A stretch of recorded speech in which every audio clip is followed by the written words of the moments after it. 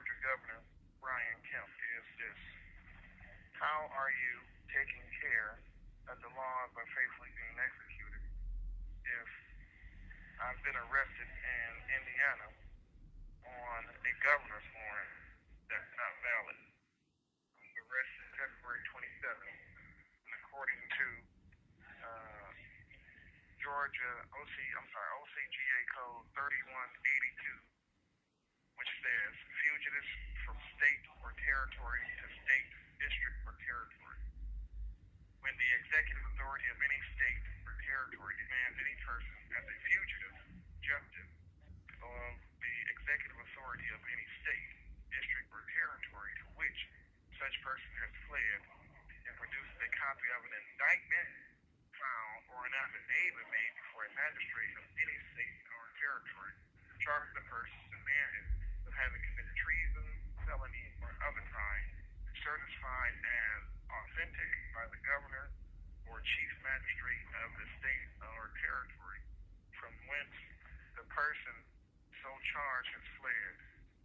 The executive authority, the executive authority of the state, district, or territory to which such person has fled shall cause him to be arrested and secured and notify the executive authority making such demand or the agent of such authority appointed to receive the fugitive shall cause the fugitive to be delivered to such agent when he shall appear. If no such agent appears within 30 days from the time of the arrest, the prisoner may be discharged. Now, first of all, how can I be a fugitive if I haven't fled from anywhere? When the police came to our home in Indiana, they said that I had been fleeing the police, that I was holding my current wife in a jet hostage, and none of that was true. Now, when they took me to Indiana, they held me for 88 days. Now, according to USCA, United States Supreme Court, 3182, USCA 3182. After 30 days, they were supposed to release. Right? And then there was no indictment. It's been 6 months, almost 6 months, and there's still no indictment or affidavit. How was I arrested and transported and conveyed from Indiana to Kentucky, Georgia? Secondly, it says OCGA 45-10-1 Code of Ethics for Government Service. Section 9 says expose corruption wherever discovered. It says there is established for and within the state and in all government therein a code of ethics for government service, which shall read as follows: any person in government service should put loyalty to the highest morale principles into the country above loyalty to person, party, or government department. Uphold the constitutional laws and legal regulations of the United States and the state of Georgia of all governments therein, and never be a party to their invasion. And the number 9 is the one I want to focus on: extol corruption wherever discovered. Thirdly, I'm a victim of Georgia Code annotated 45-11-4, malpractice, oppression, tyrannical partiality. That is used in this code, a county officer or a municipal officer means any mayor or elected member of any municipal governing authority, and they're using their authority. It says a conviction for violating or willfully and knowingly demand more than the cost of he or she is entitled by the law and administration of the color of his office. And it says that they are misusing or abusing their authority, and when they do things like that, they're guilty of the crime. It says false imprisonment under the color of legal process, OCGA 16-5-42.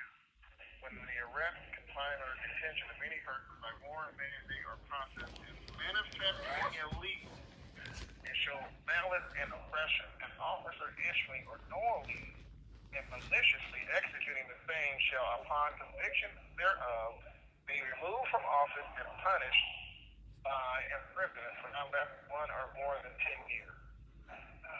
Now look, all I'm saying is somebody got to do something. And also, OCGA 16-10-1, violation of oath of a public officer. Any public officer who willingly or willfully and intentionally violates the term of his oath as prescribed by law shall, upon conviction thereof, be punished by imprisonment for not less than 1 or more than 5 years. So my question again to Governor Kemp is, how is it that we sent a letter to the Attorney General and he said there is no warrant, no history of a warrant, and I sent a postcard to you if you got received this postcard asking you for proof of the authenticity of this warrant, and you sent me some hogwash letter back basically saying nothing but talk to the Dekalb County Superior Court. Now I'm given the law to prove that the law is being broken, and now I'm going to give the evidence to prove that I'm innocent. I'm gonna try to make this quick. How much time we got left? How long we got? 14. Alright, I'm just gonna go to this right here. Because I have a hypothetical and rhetorical question.